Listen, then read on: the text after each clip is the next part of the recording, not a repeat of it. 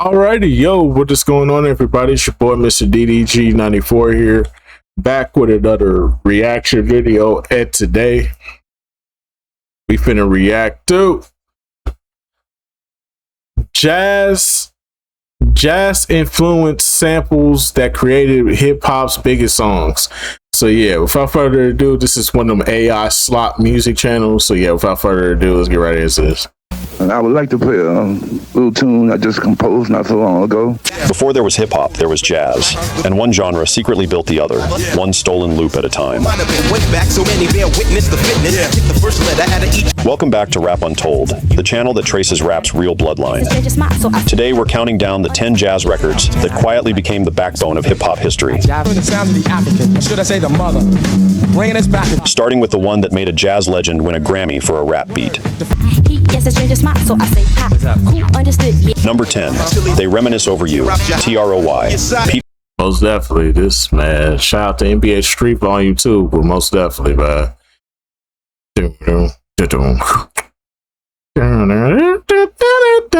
Rock and CL Smooth, 1992. Pete Rock and CL Smooth built They Reminisce Over You, known as TROY, around a saxophone and bass line lifted from Tom Scott and the California Dreamers' 1967 track Today, a jazz fusion cover recorded for the legendary label Impulse. Pete Rock has said he cried the first time he heard the original record.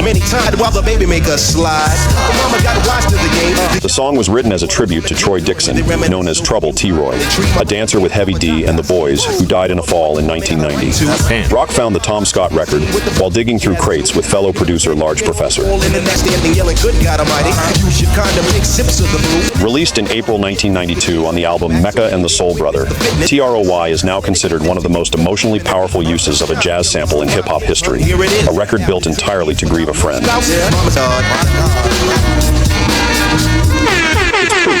Jazz sampling wasn't always about the groove.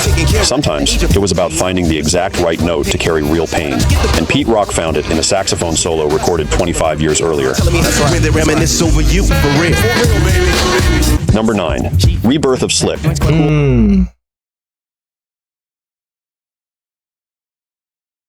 This shit right here should be number 1, hands down. This is the most smoothest. Now, don't get it twisted. They Reminisce Over You is an amazing song, but this right here, we talking like jazz sampled songs. This is the smoothest one by far and the best one in my personal opinion. Like That, Diggable Planets, 1992. Diggable Planets built their breakout single, Rebirth of Slick, better known as Cool Like That, around a horn fanfare and bass line, sampled from Stretching by Art Blakey and the Jazz Messengers, a 1979 track led by one of jazz's greatest drummers. Released in November 1992 off the album Reachin', the song became the trio's only top 40 hit, peaking at number 15 on the Billboard Hot 100 and earning a gold certification for selling over 500,000 copies. The track wasn't just built on jazz instrumentation. The lyrics themselves referenced jazz greats like Miles Davis directly, blending the sound and the language of the genre into one record. In 1994, Rebirth of Slick won the Grammy Award for Best Rap Performance by a duo or group, cementing Art Blakey's Drum and Horn Break as one of the most important jazz samples ever flipped into a hip-hop hit.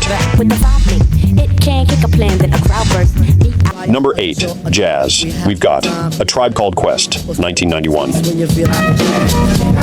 I mean, it's so many A Tribe Called Quest built songs jazz you we've choose, got, bro. around a live sample of organist Jimmy McGriff and saxophonist Lucky. It's so many of them you can choose.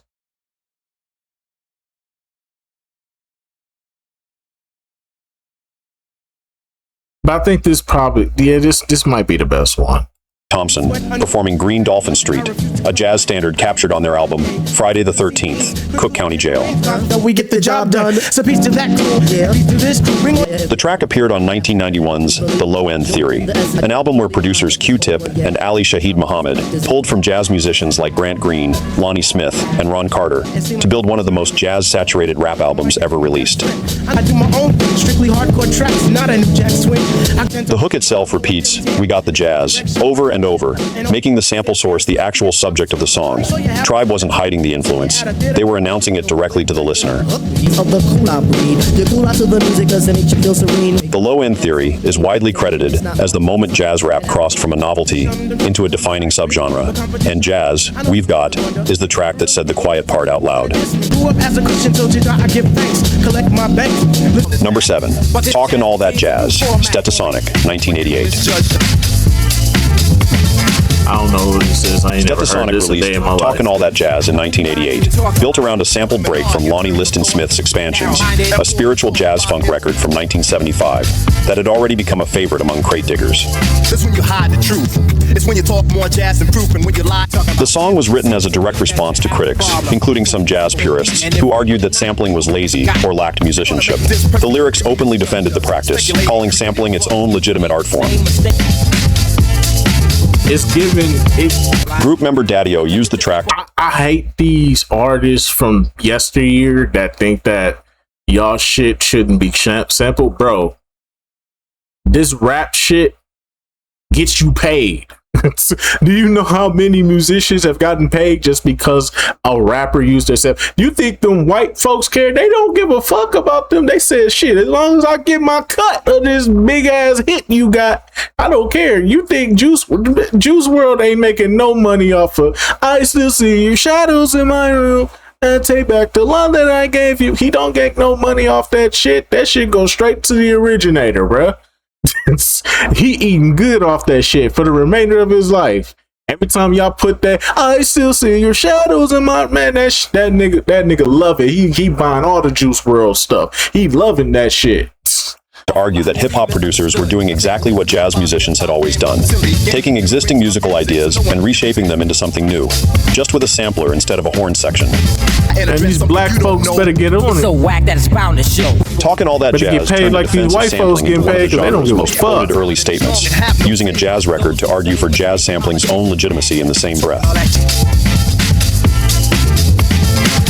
Number 6, Jazz Thing, Gangstar's Guru featuring Branford Marsalis, 1990.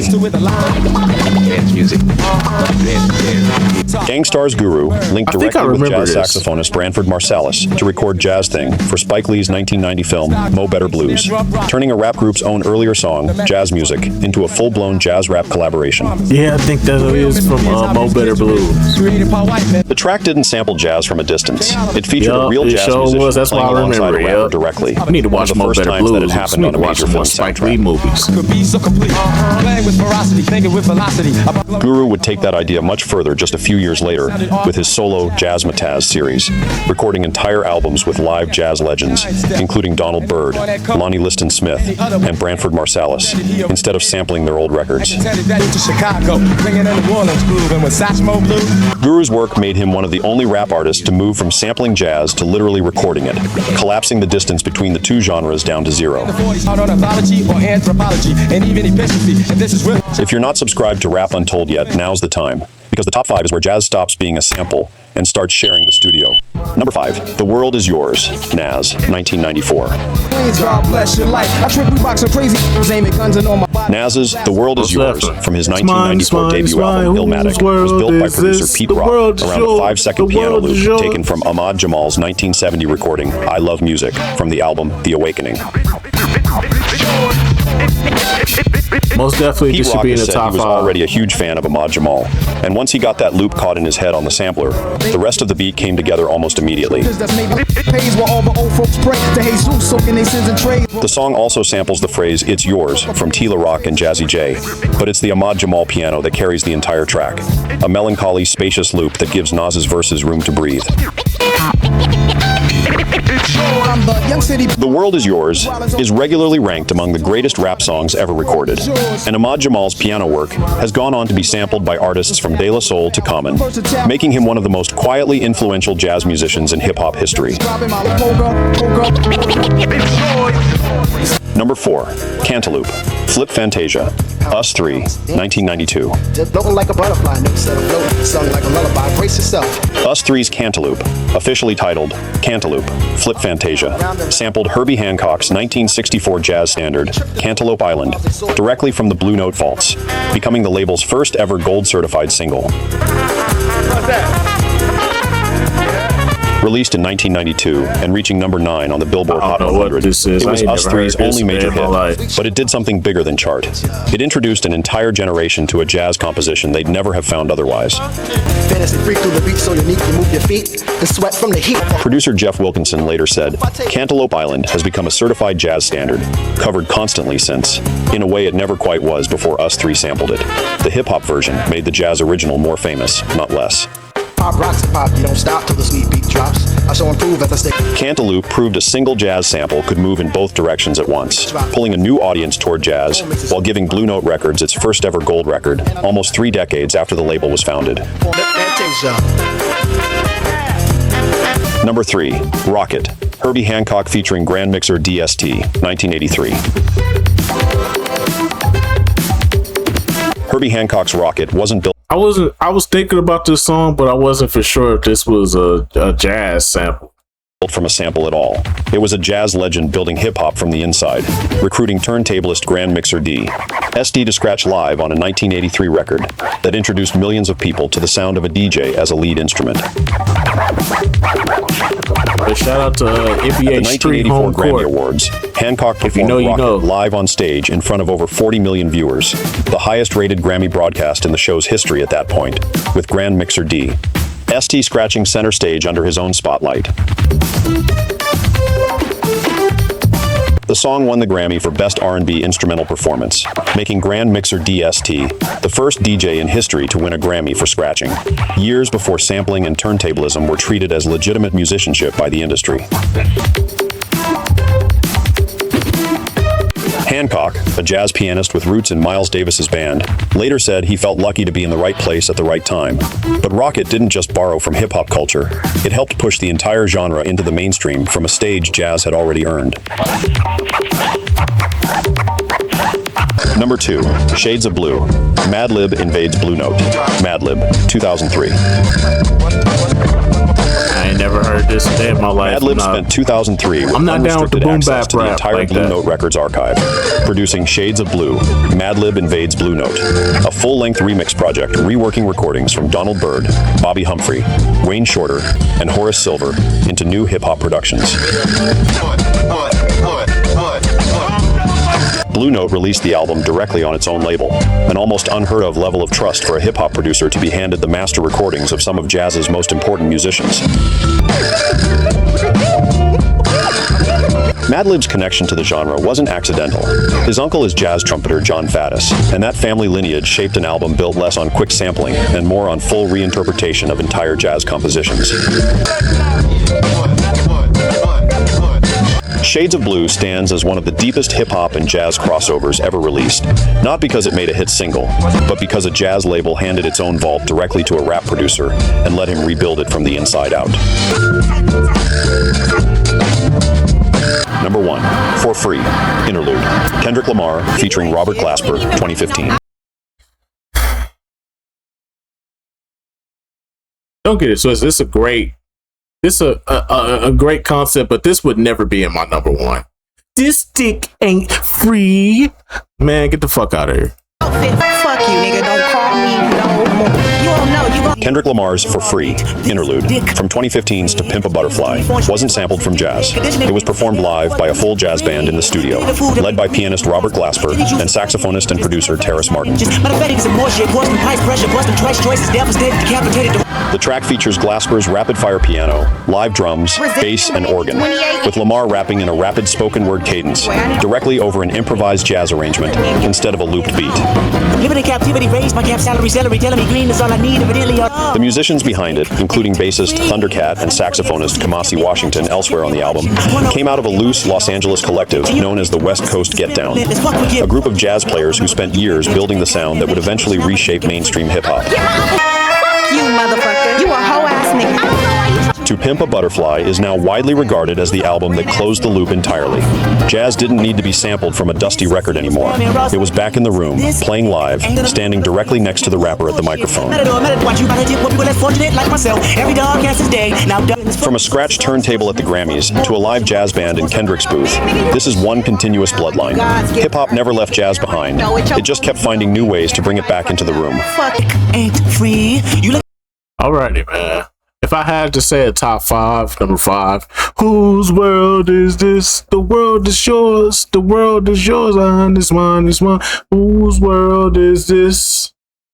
After that, I would probably say,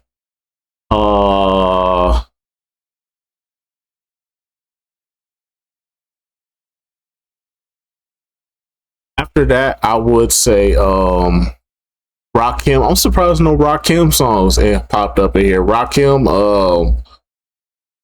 trying to think which one though. It'd be a Rakim song.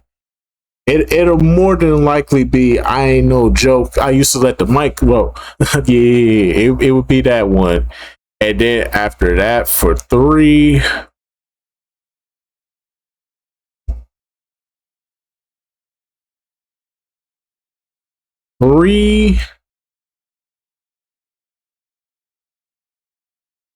damn, that's a tough one. Three.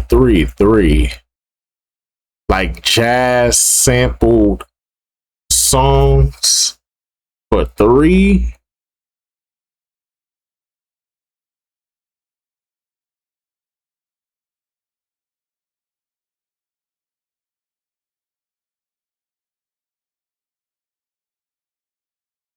Damn, that's a tough one.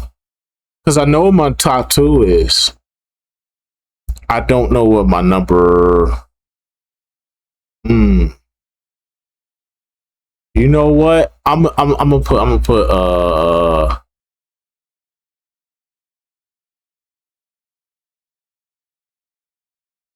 you know what? I'm gonna put Check the Rhyme.